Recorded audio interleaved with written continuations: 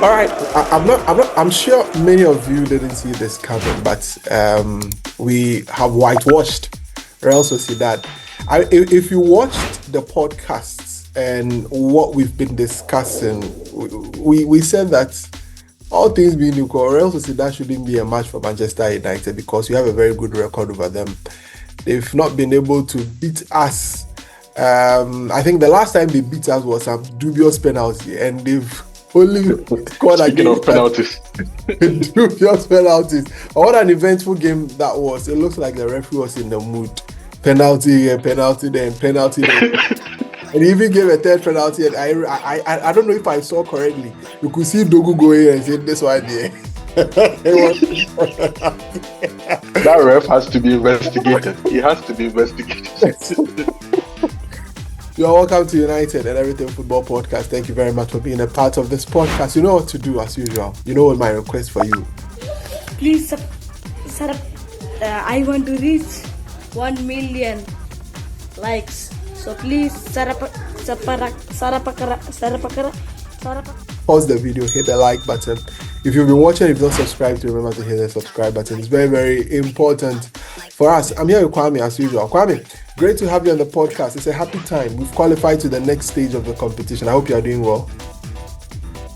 Of course, I'm doing great. Yeah. Our season is still relevant. Thank God. Anyway, as usual, you know what to do. Hit the subscribe button, leave us a comment. When we come back from this break, I'm going to share with you a question that I expect. Those of you using ChatGTP and other things, be careful. Just read through it and let's test your knowledge on whether you know it or not. It's very, very important. Anyway, so we are here to exercise.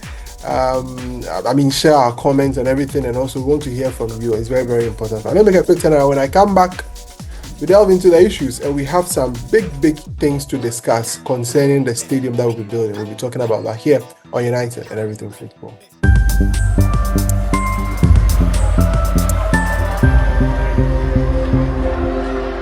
All right, thank you very much. I'm all smiles. I mean, when the team wins like this, it's just exciting. You know, it's. We don't have this feeling very often this season. We don't. Like the last 3 games, we've actually played very well. I mean, I've been with it against Sociedad away, against Arsenal, and against.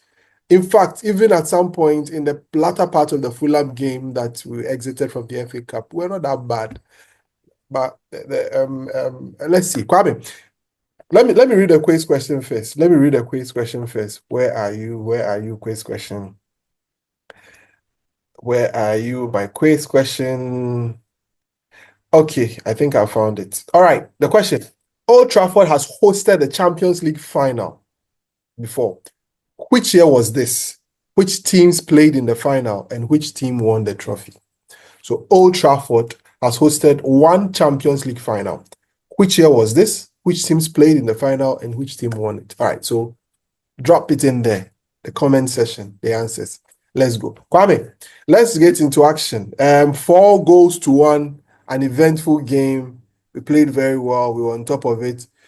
There wasn't any serious danger except for that penalty. And I think over 90 plus 90, so 180 minutes of football, we have been the better side throughout, and like we are the team that deserves to qualify. So we've qualified on 5-2 on aggregate. So Sociedad scoring 2 penalties, United scoring 2 penalties in the process. Your thought? Thoroughly deserved, completely deserved. Even before the first leg, I said to you, if not for our own problems, Sociedad is not a tie. I mean, like, if you're talking about the traditional Spanish teams that cause havoc in Europe, Sociedad is not part. But Asembinti, Manchester United has come down to every team's level. But honestly, see, put aside all our problems that we have, especially in the league. The Europa League is tapered down to what this team can actually compete in. We said so a couple of episodes ago, and Ruben Amorim actually reiterated this in a Sky Sports interview just before the game, when he was asked by Melissa, what's the difference between our form in the Premier League and in the Europa League? And he was he was as blunt as we have been blunt on this spot and said the physicality in the Premier League is completely different from that of the Europa League. The speed of the game is very, very different from that of the Premier League. We struggle in the Premier League because we don't have the players to match up to that physicality and speed. But in the Europa League, we are right up there because the quality is not really up there. It's the second tier European competition. It's not the Champions League level. So, with all due respect to every team left in the competition, Manchester United should win this trophy. Should. But let's just delve into the game as quickly as we can because we have other matters to discuss. The starting 11 was kind of predictable in the sense that Casemiro got a nod again. Casemiro was singled out by our owner, saying he's one of those people who is on high wages but probably isn't performing as he should. His coach kind of backed him in a way, saying, you know what, it's not just him, but we all have to perform. I get it. But then he's been playing well. Over the past couple of games, I think he's played well. Even against Arsenal, he surprisingly played well. And we saw that against Spanish opposition, which he's very familiar with, he held his own away. So I expected him to play well today too. A lot of fans were up in arms when they saw him in the midfield again with Bruno Fernandes. And I was like, don't worry. In the Europa League, don't worry. Don't worry at all, he'll be fine. Moreover, Ugarte and Collier had just returned from injury, so we have to be careful because there's a long haul now. Our season is relevant. We have to make sure these players are fit because we need that sort of cavalry if we are going to continue to progress in this competition. It was Casemiro and Bruno in the middle. I deliberately started there, but then the back three was what was very interesting as well, as young Aiden Heaven started on the left-hand side. Brave of the coach to have started, and we've been saying, you know what? Play these young guys. There is nothing to lose at this point if you don't give them the nod to play.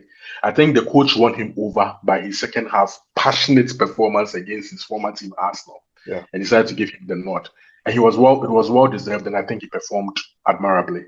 In the middle was Matthias de Ligt, and we'll get to the penalty with Matthias de Ligt because I'm a bit upset about it. There was a trend going on with us this season, and especially in Europe, and especially against Sociedad, that I don't seem to be able to wrap my head around. And on the right-hand side of the three-man backline was Mazraoui, who played superbly.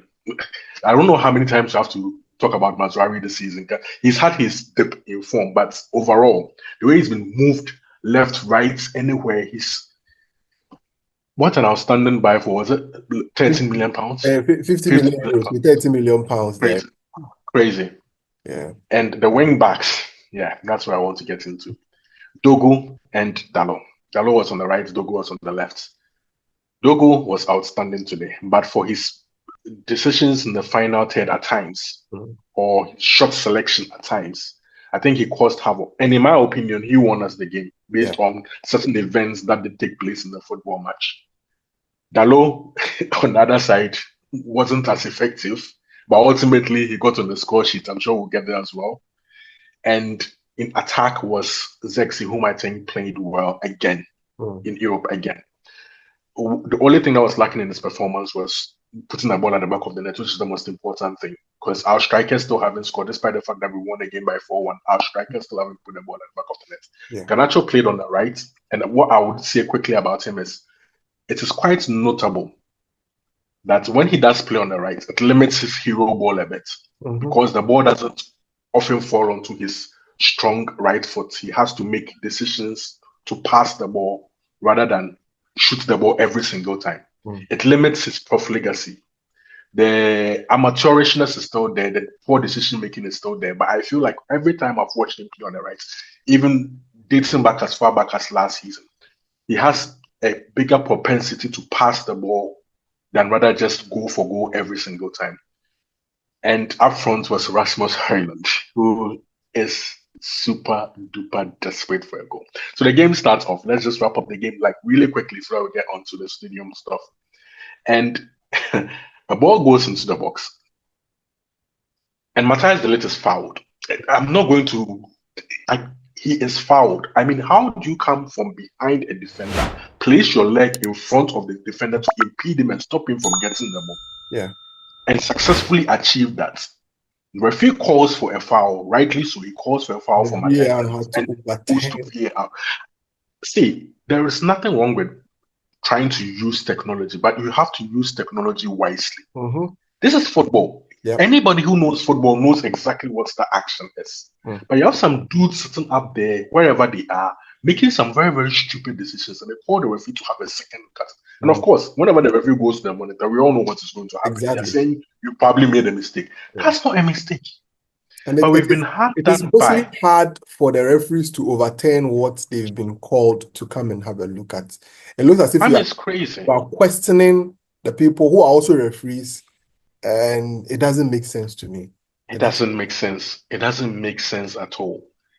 This decision is overturned. We get a penalty awarded against us. In Sociedad's first attack of the game, and I was like, is it just a lot of bad luck, or is it now? I was saying a few podcasts ago that you see, when teams don't fear you anymore, people don't fear you anymore. People look at Manchester United, and we are not the Manchester United of old. People feel they can just take any decisions against us, and then it's fine. We have to start earning our respect back by performing better on the football pitch so that teams will fear us and decisions will start going our way. We concede. I didn't expect Udana to see, but I think his confidence as a goalkeeper is shot himself because his distribution all throughout the game and certain things he's been doing of late. Did he even land a ball on a player? I don't think I. And this is why. A couple of games ago at Old Trafford, the fans were on his back for delaying the football game, right? Naturally, you know what he would want to do. He would hold on to the ball and then hold on to the ball, wait, and pass. Exactly. But now the crowd is on his back for literally wasting precious seconds. So now he has to hurry the ball every single time. And in doing so, he's giving away possession because one of the qualities that we're supposed to enjoy from signing such a goalkeeper is his ball distribution. Yeah. But now you can tell him, like most players in the team, is under pressure. Yeah. And you don't want your goalkeeper to be under pressure, but unfortunately, that's the situation we find ourselves in. But we responded very well to going a game down because Casemiro, I would commend him today for, I think in the first half, he was absolutely outstanding. He was perfect.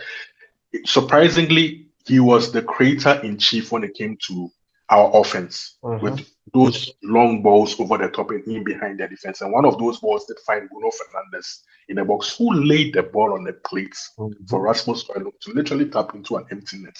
Yeah. He missed that opportunity. He actually spoiled that chance. But for the Sociedad's players' desperation to intervene in the situation, sliding in from behind. By that time, Rasmus Højlund had already taken the shot. Taking what he had to do. Yeah. But this card, or is it a penalty happy referee? Because see, there was a stat. I don't know whether it's accurate. People have to look it up. That the commentator actually said it in the game. It's because I was watching the game in German, so I didn't understand. I didn't get it. 16 penalties in 25 games. I saw it on the internet. I was like, this looks and sounds ridiculous. It doesn't make sense. I was like, how? He has to be investigated. He's a penalty referee happy. and we get level through the penalty spot. Another set piece by Bruno Fernandes. I think our last 5 or 6 goals prior to this evening had been from set pieces only. Yeah. Because we can't seem to score from open play. Our strikers against that way we scored from open play. The Zegzi goals. Oh, sorry. At least one. The rest has all been brutal.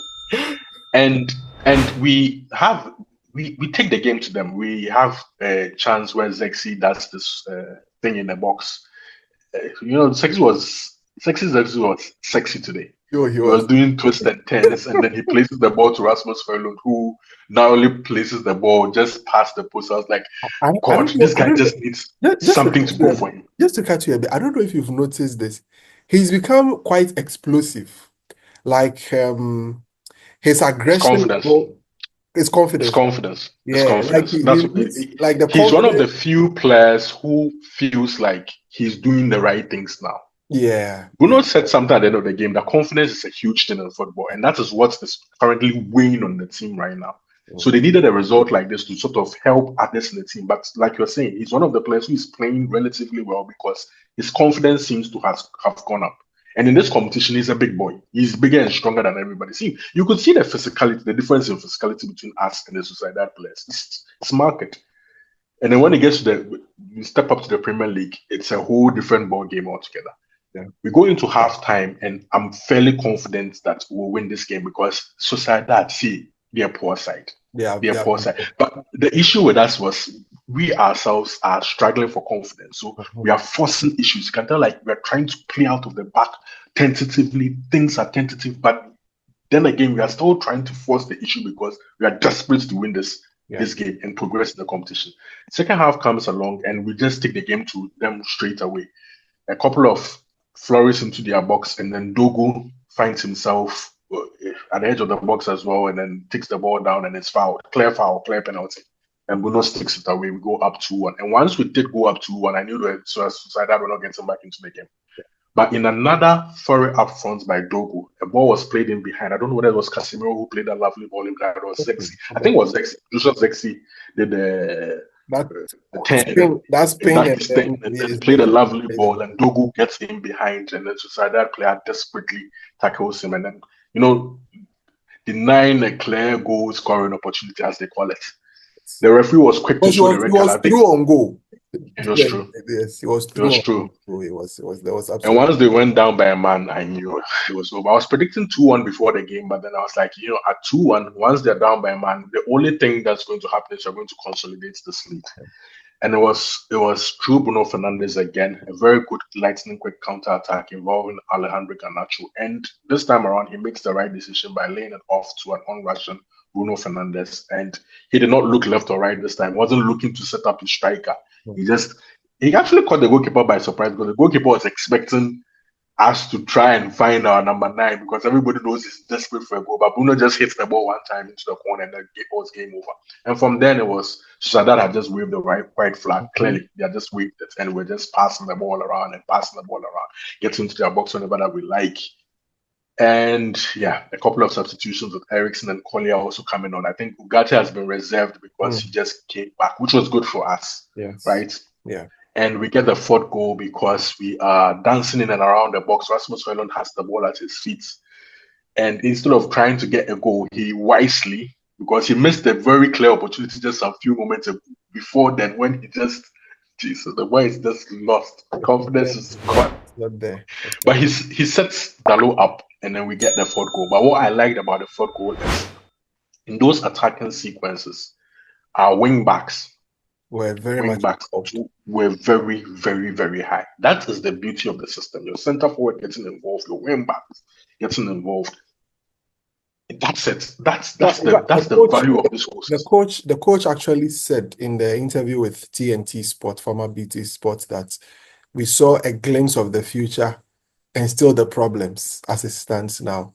Clearly, you could see that there were certain patterns that these players were trying to execute. I mean, in flashes, not in overall scheme of. You could see it's not repetitive. It's not repetitive. It's just you see it. You see that this is what they are trying to do, but it wasn't so clear. Kwame, so wrap it up and let's. Yeah. So a good win, excellent win. I think we face Lyon next, who did have a very, very good round of 16 tie. I think they won 6-1 7-1 on aggregate. 7-1, whatever it is. But you see me, I not to sound petulant or sound arrogant. It's Lyon. Yeah. I'm sorry, it's Lyon. This is not Lyon from Etienne's time. This is Lyon, it's almost bankrupt. They have issues. I get that they have some talent, including Nyama and all that, Lacazette and all those, Cheki and all those players.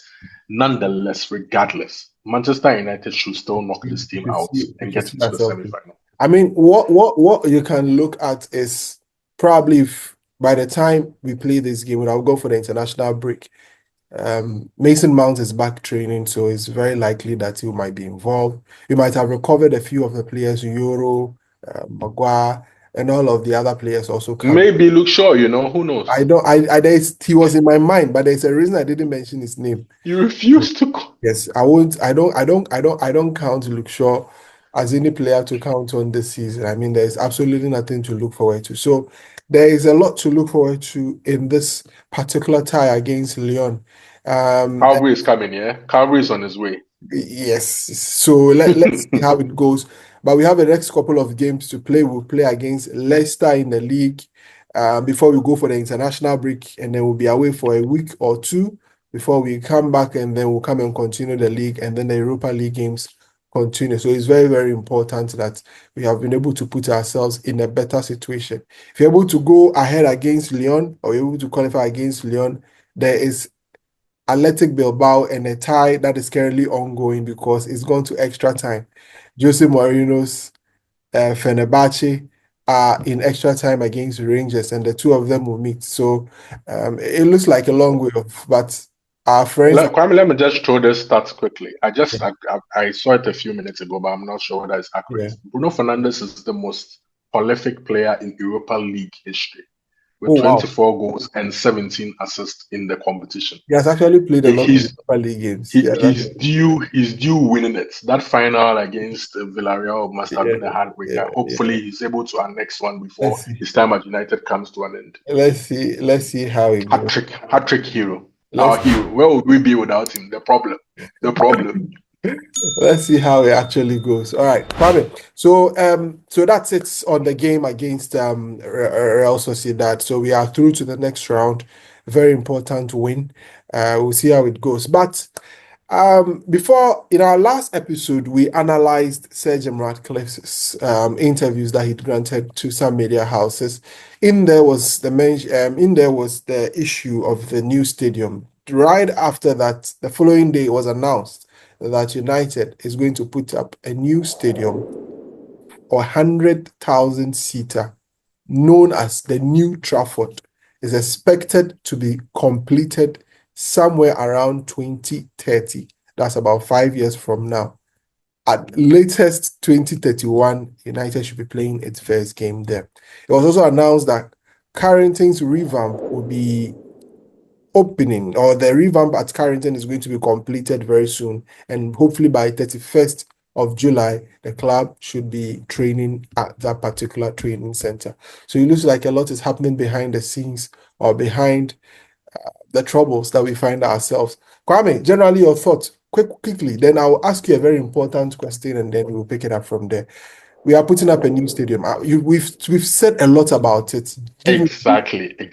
Give me a brief thought on what you think. About last year when this whole stadium Buhaha thing was up, and then fans were like, "Do we renovate the stadium? Do we build a new stadium?" I was quite stunned by even the backlash some fans were given for us trying to move away from Old Trafford.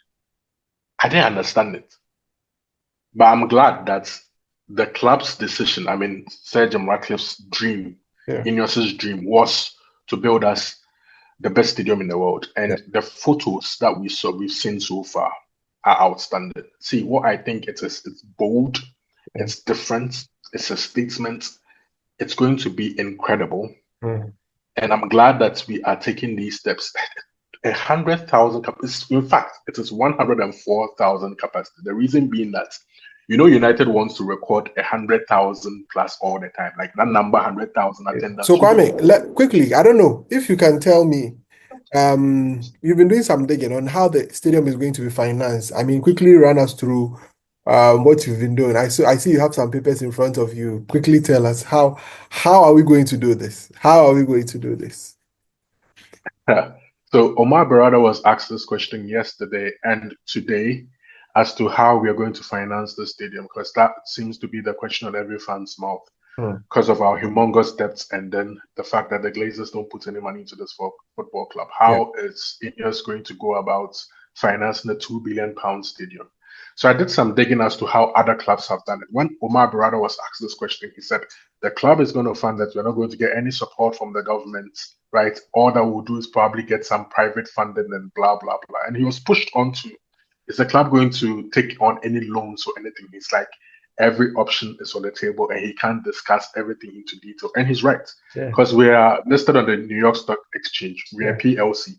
If we have to he has to disclose anything, other shareholders and stakeholders must be aware and they must agree to these things before anything can be disclosed.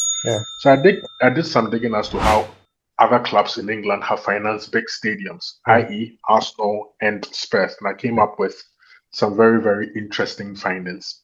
Arsenal built the Emirates between 2004 and 2006 over a 3-year period at a cost of £390 million.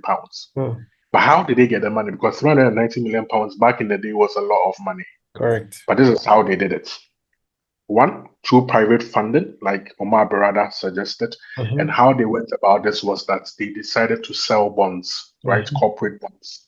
And they raised an amount of 97 million pounds through this. Okay. That's the first step. The second step was club generated revenue, their own money, right? They sold Highbury. If you've realized, Highbury has now turned into a plush of estates and apartments and all that. Yes. They sold Highbury for 130 million pounds to private developers to develop the land. Yeah. They also sold the naming rights. That's the Emirates Airlines, as we've seen. For 15 years, they were due to earn 100 million pounds from Emirates Airlines. Right? And then they had other sponsors as well. O2, if you remember back in the day, the O2 on their jerseys and all that, they all contributed. The third other way was to take a loan. Loans are almost inevitable in such big projects. It's almost like you do have to take a loan because there will be banks that are more than willing to give you a loan if you are able to secure those loans against the future revenue that the stadium would actually generate. So they took a loan from the Bank of Scotland for 260 million pounds. Normally, when you make a budget for such a thing, you have to try and get more than what you've budgeted for because there's the increasing cost of materials and all those kind of things. So when I put together all these numbers, Arsenal were able to raise as much as 600 million pounds to build a stadium that was worth 390 million pounds. They had more than enough money to be able to build the Emirates. But in that time, what they did was they limited their spending on the football team itself, but they relied on the genius of Arsene Wenger to continue to give them Champions League football and keep them relevant, right? So that they don't go into deficits in the finances. They don't lose money, as we have been losing money because we have been yo-yoing in the Champions League and we have been blowing through cash on players. That was the Arsenal. The latest one is Spurs, the Tottenham Hotspur Stadium. That's the one that most people would relate to because it was slightly different, but it was also a combination of things to be able to fund their stadium. That stadium was built between 2015 and 2019 at a cost of £1 billion. It's a world-class stadium. People argue as to whether that is the most modern stadium in the world. Others say it's the Bernabeu, the others who go like it's the Spurs Stadium. People will never give it to the Spurs Stadium because it's Spurs. But a lot goes on over there. But they also did it through one private funding. They also sold bonds, corporate bonds to people, investors, fans, right? And they were able to raise as much as 525 million pounds from the sale of those bonds. The other method was they also took a loan.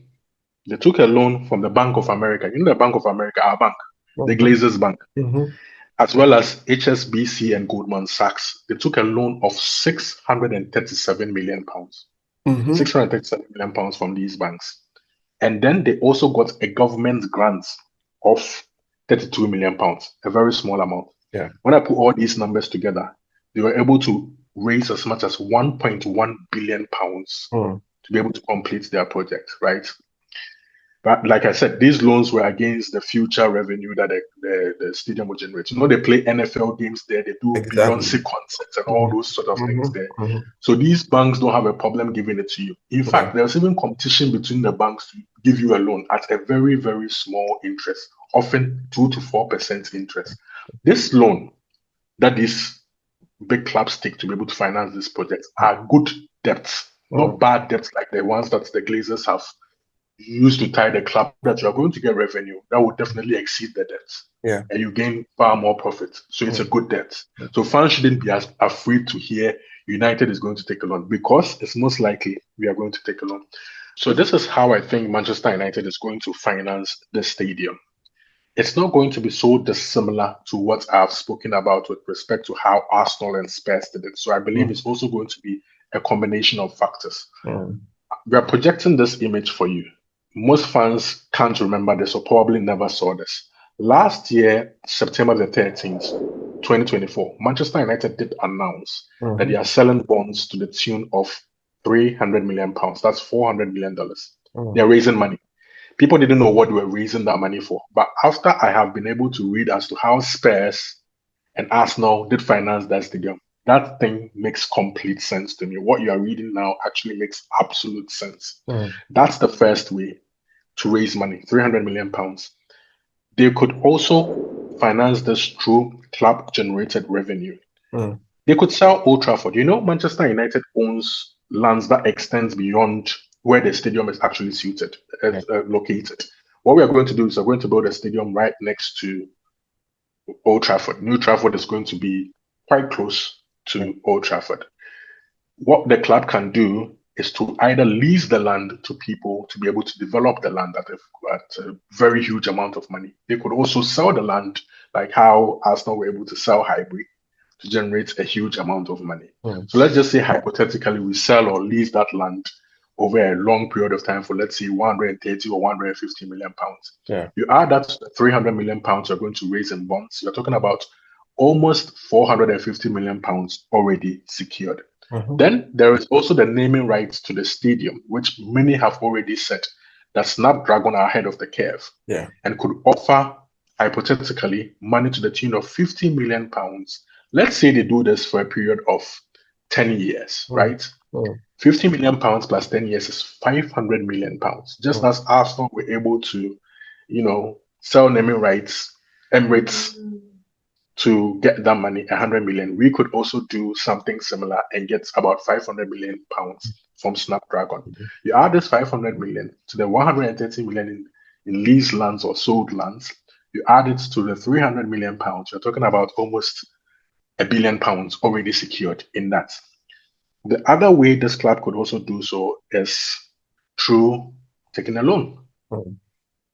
We could take a loan from any of our banks. Probably we'll go back to the Bank of America and take a loan of about 500 million pounds and secure it against the future revenue that this club is going to generate from the stadium. If you do remember, the noise last year when we announced the stadium development is that we're going to raise money to the tune of 7.3 million pounds for the UK economy.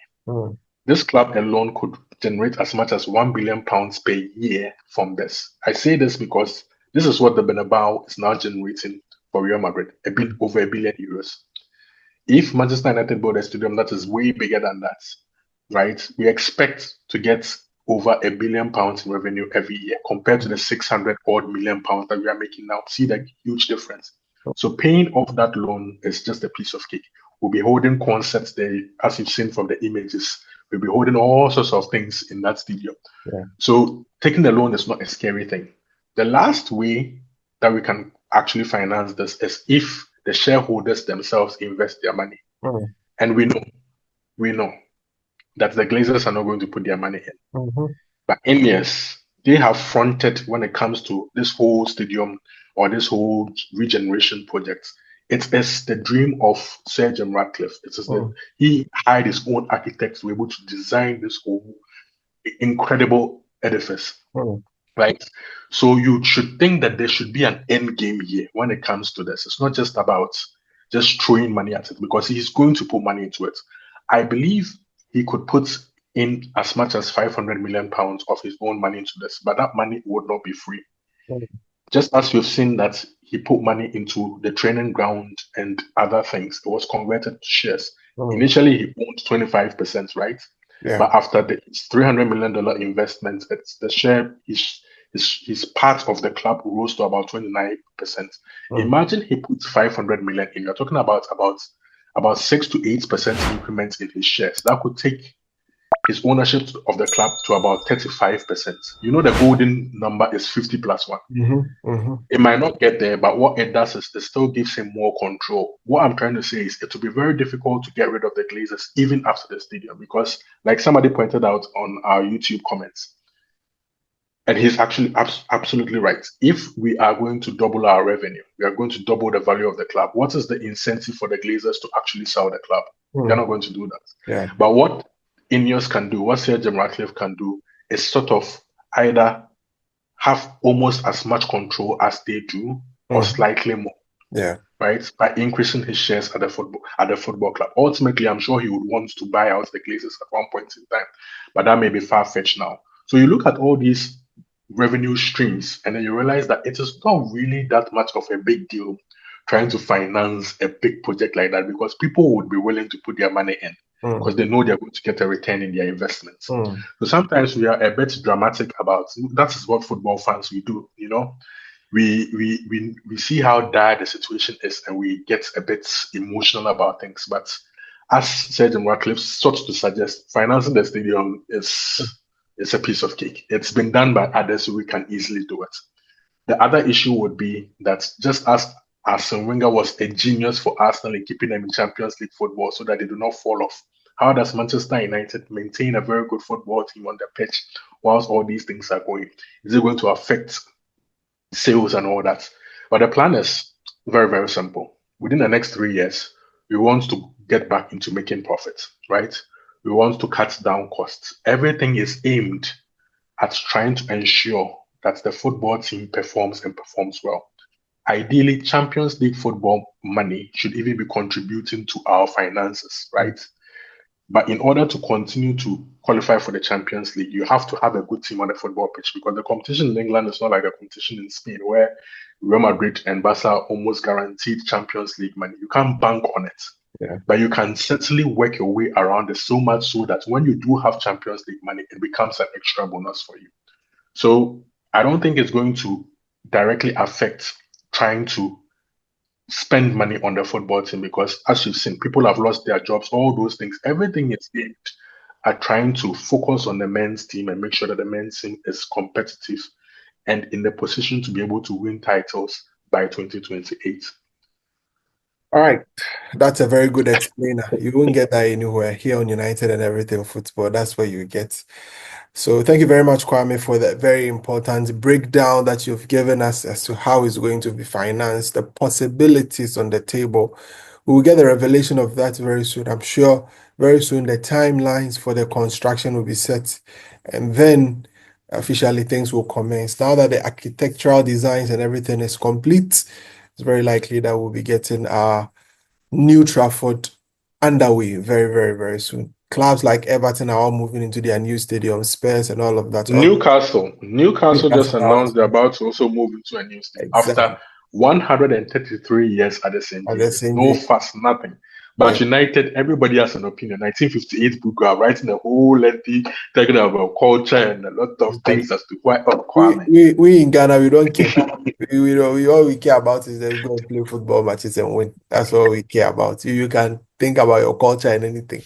After how many of us will be able to go to Old Trafford or New Trafford? Honestly, all those monuments can easily be moved from Old Trafford to the new site, the new museum. Fans are just some conservative fans that are trying to stay true to it. But anyway, let's see.